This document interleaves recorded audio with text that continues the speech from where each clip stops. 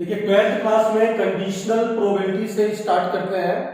जो प्रोबेबिलिटी है वो आपको दो तीन चीजें पढ़नी है 12th क्लास में। कंडीशनल प्रोबेबिलिटी, अब कंडीशनल प्रोबेबिलिटी के पहले जो आपने प्रोबेबिलिटी पढ़ी है उसमें सिर्फ आपने पढ़ा एडिशन थ्योरम कि probability of E union F क्या हुआ, probability of E plus probability of F minus probability of intersection F. अब 12th क्लास का जो सिलेबस है वो स्टार्ट होगा कंडीशनल प्रोबेबिलिटी से। कंडीशनल प्रोबेबिलिटी के पहले जो 11th की चीजें हैं आप उनको थोड़ा सा डेफिनेशन एक बार रिवाइज कर लेंगे। तो कंडीशनल प्रोबेबिलिटी में क्या है एक्चुअली में कि suppose that there are two events E and F, E and F are two events associated with a random experiment whose sample space is S। कोई भी रैंडम एक्सपेरिमेंट है जिसका सैंपल स्पेस S है, इस पर associated to events है E and F। तो conditional probability क्या करेगा कि the probability of any event E when F is already occurred, E की प्रोबेबिलिटी आपको निकालनी है। प्रोबेबिलिटी ऑफ E आपको चाहिए व्हेन कंडीशन क्या है कि दो इवेंट में से F ऑलरेडी हो चुका। तो F यदि ऑलरेडी अकर्ड है, हो चुका है, इट इज ऑलरेडी हैपेंड, तो E की प्रोबेबिलिटी क्या होगी। अब E की प्रोबेबिलिटी F पर डिपेंड करेगी।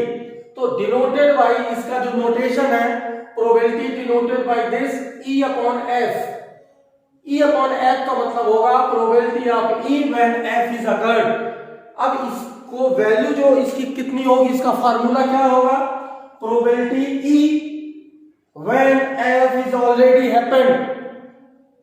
इसका जो फेवरेबल है number of outcomes of F, F के outcome in favour of E, जो E के फेवर में है, divided by total number of outcomes in favour of F, जो डिनोमिनेटर में दिख रहा है, जो हो चुका है उसके टोटल आउटकम। मतलब number of element in E intersection F, मतलब E और F का जो इंटरसेक्शन होगा उसमें कितने हैं, और divided by total outcome F के क्या हुए, N ऑफ F। इस न्यूमरेटर और डिनोमिनेटर को आप इससे डिवाइड कर दें, N ऑफ F से सैंपल स्पेस।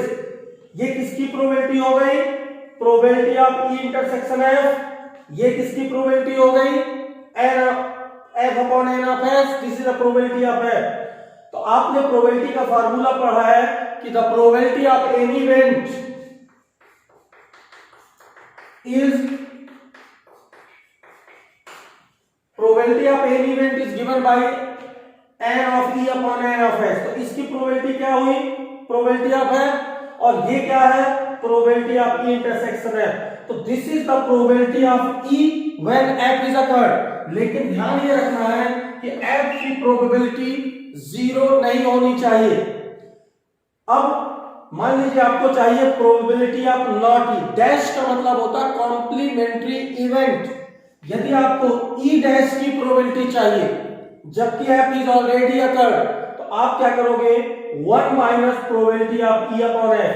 तो PE डैश की प्रोबेबिलिटी क्या होती है, 1 माइनस P, उससे आ जाएगा।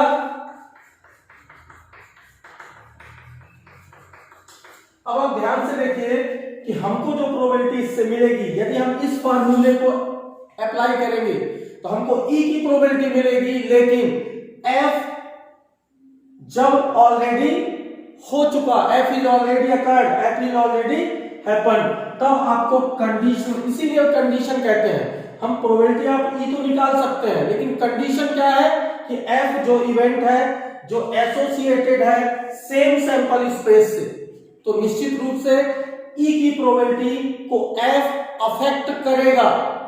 तो आप इसको देखेंगे ध्यान से, तो आपको ये और इसकी प्रोबेबिलिटी मिल गई नॉट की, यदि आपको चाहिए तो। दूसरी चीज एक एग्जांपल के तौर पर, डायरेक्ट एग्जांपल है, मान लीजिए प्रोबेबिलिटी ऑफ E आपको पता है 7/13, प्रोबेबिलिटी ऑफ F पता है आपको 9/13, आपको इंटरसेक्शन की भी पता है 4/13। Suppose you need to find probability of E upon F, तो फार्मूला लगाइए 4/13 न्यूमरेटर, ये फार्मूला लग जाएगा आपका,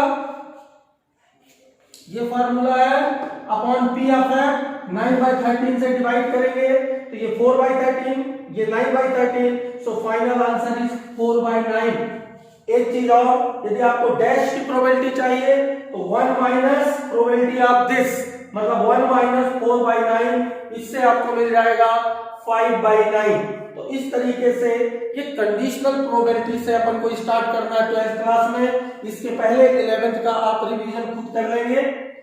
इसमें एक ही फार्मूला था 11th में, बस वो पढ़ना है आपको, probability of A union B, addition theorem बोलते थे उसको प्रोबेबिलिटी का।